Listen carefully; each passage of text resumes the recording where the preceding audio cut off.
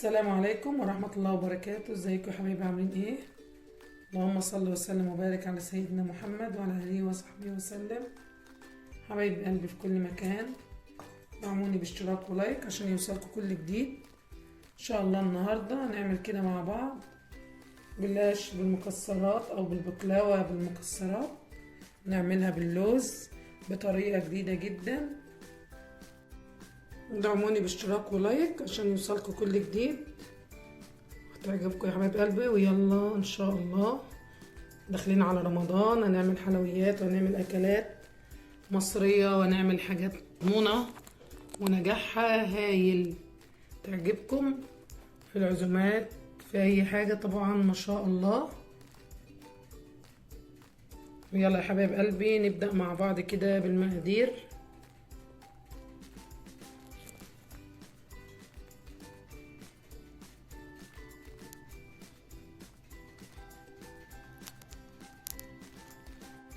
نبدأ معانا ان شاء الله بالمقادير. بسم الله الرحمن الرحيم.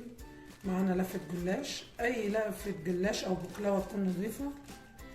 طبعا جايبة لفة مش كبيرة اللي هي الوسط، وجبت لوز، جبت اللي هو الابيض، وجبت اللي هو لسه متقشرش منه، وجبنا نص كوب سكر بودرة، كوباية مية، ومعانا نص سمنة، حاطة سمنة عادية عليها سمنة بلدي معلقتين ومعلقتين، ومعانا كوب ونص سكر ونص ليمونة وفانيليا. نبدأ دلوقتي ان شاء الله. الاول قبل اي شيء هندهن معانا كده المكسرات. حابين تدهنوها بزيت، نجيب ايه معلقتين من الزيت، ندخلها الفرن تحمر معانا. نبدأ كده، انا جايباها محمصة برضو، بس لازم ايه نديها كده عشان هندخلها الكبة ونحمرها. شغالين الفرن ونبدأ ان شاء الله ندخلها كده معانا الفرن. نبدأ بعد كده في الشربات.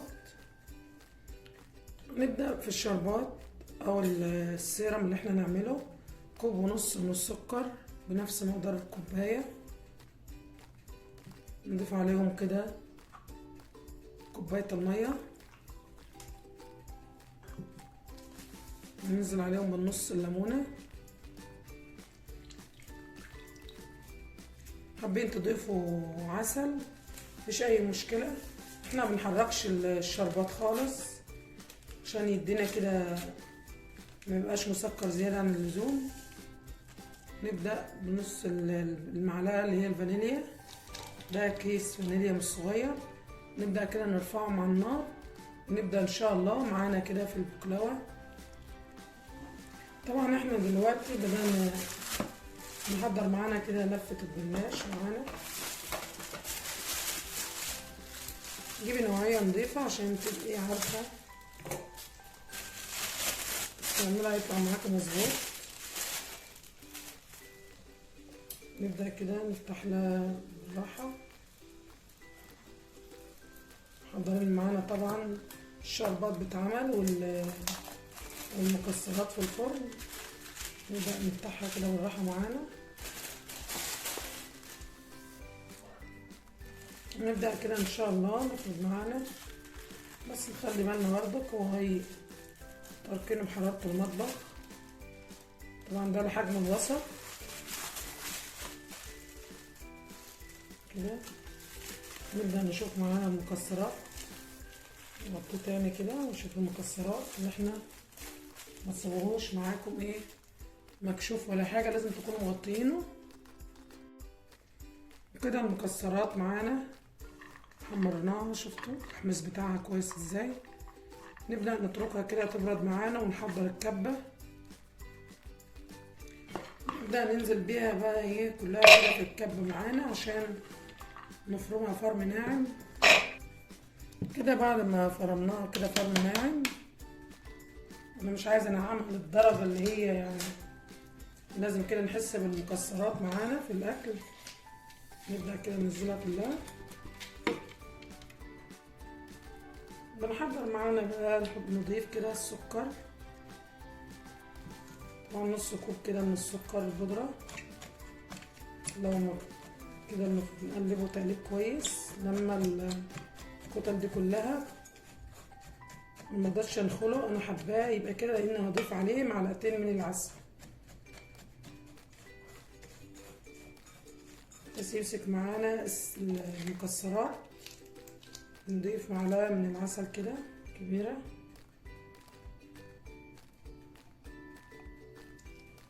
مع معلقتين من الصغيرين.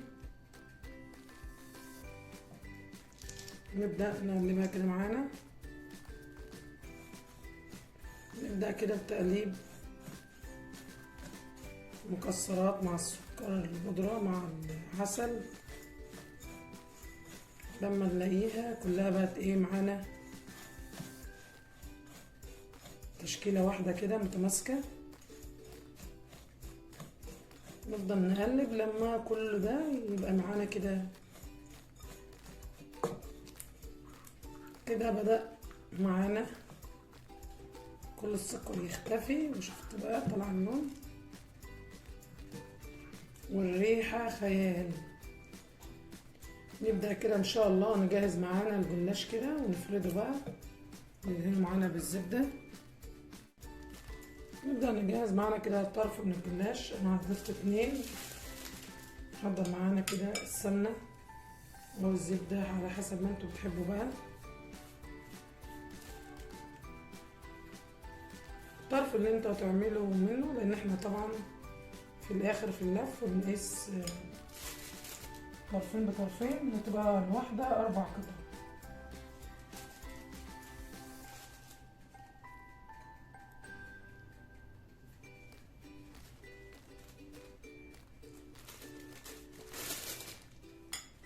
طبعا نلفه تاني كده عشان ايه ما ينشفش مننا ويتكسر. نبدأ ندهن كده بالزبدة. طبعا دي فيها سمنة بلدي ومعلقتين سمنة عاديين. حابين تضيفوا زبدة، مش حابين السمنة البلدي او نبدأ بقى ايه ناخد كده معانا المكسرات.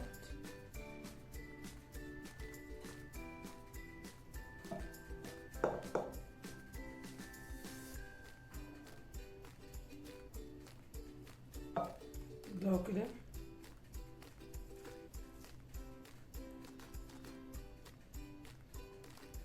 نبدأ نلف معانا.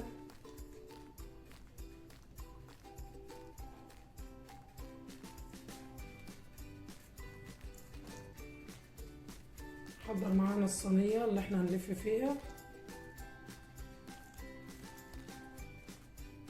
نضيف فيها الحشو.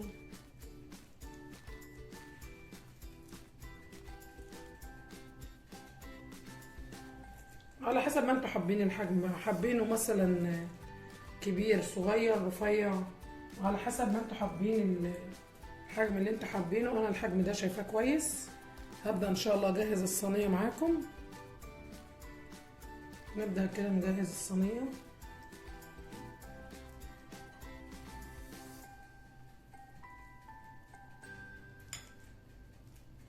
حابين تقطعوها قبل الرص في الصينية عادي. طبعا ايه نقطع كده الاطراف اللي هي مش مسوية معانا، تاخدوها على الحجم اللي انتوا حابينه.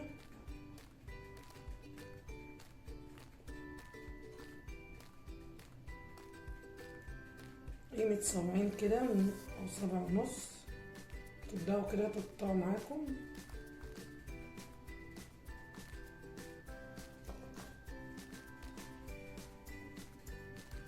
كده بنفس الشكل.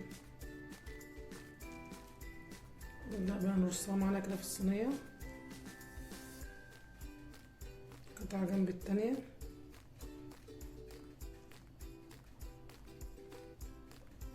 الصراحة هتعجبكم جدا، لأنها بتتباع في المحلات غالية جدا، كيلو غالي.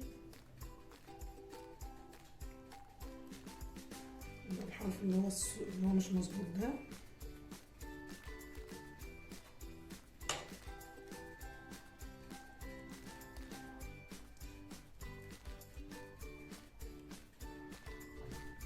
نعمل نفس الكمية وإن شاء الله أوريكم الصينية خالص قبل ادخلها الفرن نفس الشكل كده. كده خلاص بعد ما خلصنا الكمية كلها نبدأ. احنا اصلا ما استعملناش يعني نص كوباية، ما هي لسه فيها، دهنا بس كده.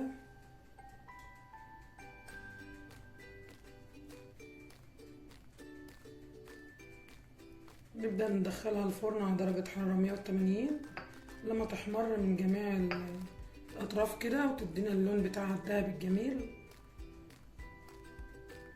كده. البقلاوة بتاعت المكسرات بتاعتنا ما شاء الله.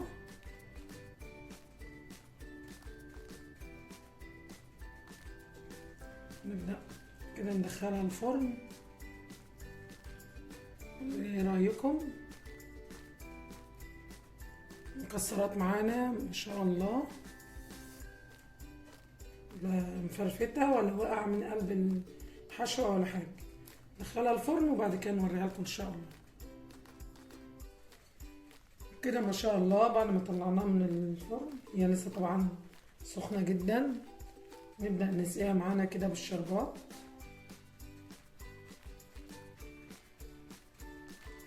الشربات طبعا بارد.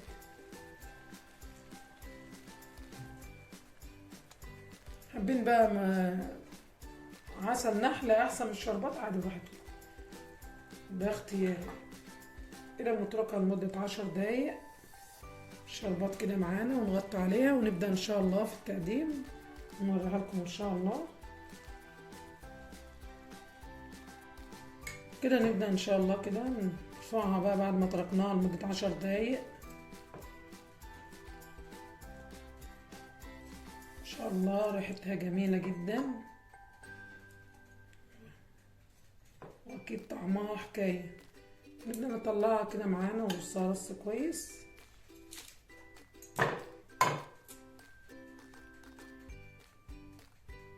حابة اوريها لكم.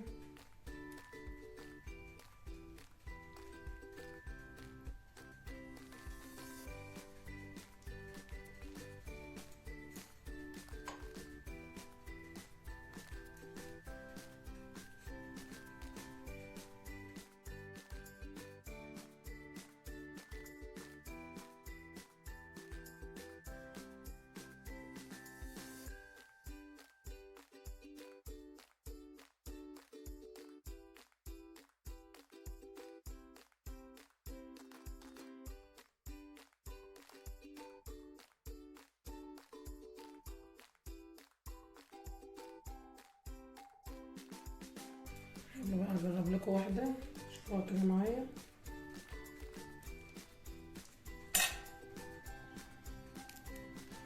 مش جميلة جدا، شفتوا ما شاء الله، مش محتاجة الصراحة يعني. نستذوقها كده وندوقها.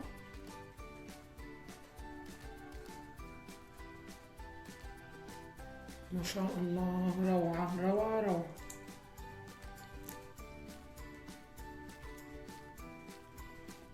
كده حبيت اصورها لكم ما شاء الله. قولوا لي ايه رأيكم من على قريب كده. طلعة جميلة جدا.